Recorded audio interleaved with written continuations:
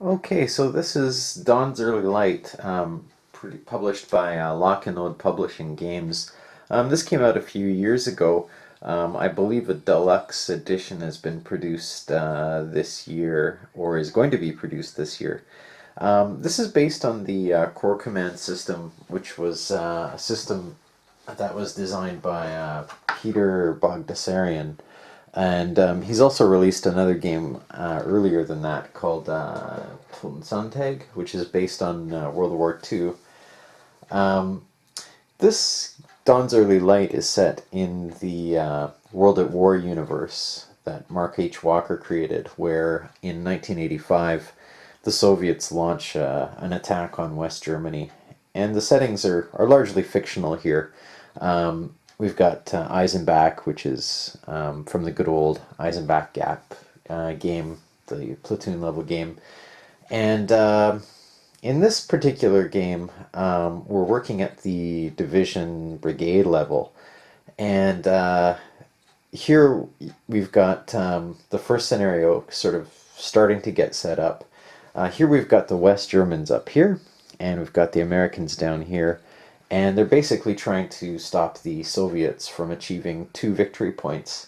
Victory points can be achieved by capturing Eisenbach and establishing a line of communication along these roads. Can also get a victory point by capturing Stahlhammer Air Force Base up here. And the Soviets can also get another victory point by getting enough guys off the west side of the board. So what I've got here is I've got the Americans and West Germans already set up. The Soviets are going to come in through here and here on the east side of the board. Generally speaking, I've set up a situation where the Americans are defending along these roads down here and trying to stop the Soviets, hopefully, from getting down towards Eisenbach. And also, we've got a couple of units here that are set up that are trying to keep the Soviets from moving along the road and just kind of getting enough units off. The West Germans up here are set trying to defend this road section along here. We've got forest and rough up here, so the Soviets probably aren't going to go through that. That's pretty hard to get through. But basically, we've got the 1st Brigade set up here of the 1st Panzer Division, and they're protecting a city called Eben. And behind them, we've got the 2nd Brigade in reserve, and they're protecting Stahlhammer Air Force Base and a couple of towns just west of Eben. Down south here, we've got Eisenbach. We've got a U.S. 5th Infantry 2nd Brigade Mechanized Infantry Division, or Infantry Brigade there. We've got some armor brigades down here, and we've got one infantry battalion defending the bridge here, trying to hopefully stop the Soviets from just kind of sort of pushing past everybody and slipping some units off the west side of the board. So now we've got the NATO units all set up. There's going to be reinforcements coming through during the next few turns. The way the game plays is it's played over a series of days here. So in this scenario, it's played over 4 days, and each day is split up into 4 impulses and a night phase.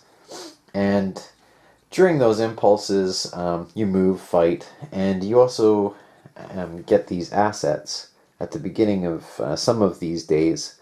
I believe day 1 and day 3. You might get things like gunships or artillery, for example. And each side is basically rolling at the start of each impulse to see what units they can activate and which units they can't, and how far those units can move or what they can do in terms of fighting. That's about it. I'm now going to set up the Soviets, and then I'm going to draw my asset chits, and then we'll get started. So we're still at setup here. Basically, I've just moved the packed units onto the board. Just to zoom in here so you get a general idea of what's happening. We've got the Americans down here near Eisenbach and set up to the east of it, hoping to slow down the Soviets. The general objective here is just to sort of slow them down until reinforcements can arrive. The West Germans are way up here. And you can see they're set up near Eben and back near Stahlhammer. The Pact units have entered the board with 4 movement points. And we've got the 33rd Motorized Rifle Division down here with 2 regiments entered in. And you can see they're pushing down towards Eisenbach, hopefully. And the 1st Guards Tank Division is up here near Eben, about to take on the infantry and armor set up near there. The West Germans have an infantry unit and a recon unit in Eben. The recon unit basically helps the on attacks. It gives a bonus to the attack roll. The Soviets also have recon units as well, but they're not quite as good.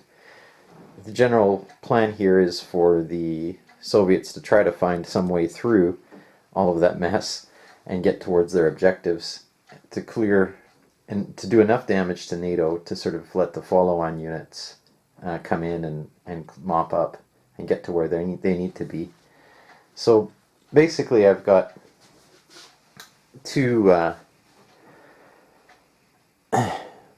tank battalions up here, another tank battalion and an infantry battalion here, and down here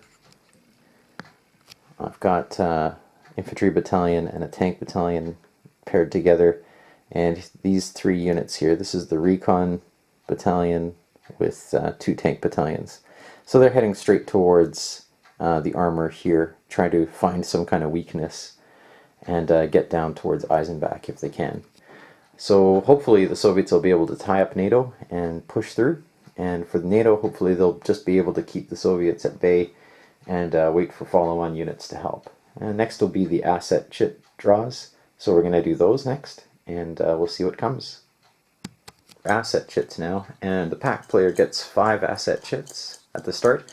He gets 2 chits for day 1 and 2 to day 2, and the final chit is discarded. So let's draw our asset chits and see what we get. 1, 2, 3, 4, 5. Okay, let's see what we got here. Alright, so zooming in a little here. Looks like we've got a gunship. We've got the 2nd Guards Airborne Division. We've got an airstrike, chemical weapons, and artillery.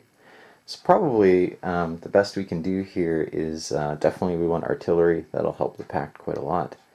I like the 2nd Guards Tank Division, so we'll take that.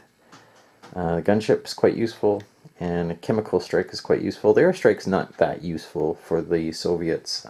Basically, it's only good against units that are stacked together. NATO units are generally not stacked very much, so we're not going to use that. We'll discard that. So we'll assign the artillery and a gunship to day 1, and chemical weapons and the 2nd Guards will be assigned to day 2. That should keep NATO guessing as to where the Soviets are going to attack next. Okay, so that's the Pact assets done for the first part of the game. Now we get the NATO chits. And NATO draws only 3 chits to start off with. He gets 1 to day 3 and 1 to day 4. Sorry, nope, that's not right. He gets 1 to day 1 and 1 to day 2, and the final one is discarded. So here's our 3 asset chits. We get engineers, signal interception, and an airstrike. Okay, well, definitely want the airstrike. Probably signal interception will help, because that'll give NATO a boost in terms of being able to go first or choosing when they want to go. So we'll take those 2 assets, and the engineers, not that useful. They're good for reinforcing things, but I'm hoping that NATO will get enough reinforcements on the first couple of days that they won't need engineers, so we'll throw that away. And we'll assign the airstrike to day 1 and signal interception to day 2, and we're ready to play.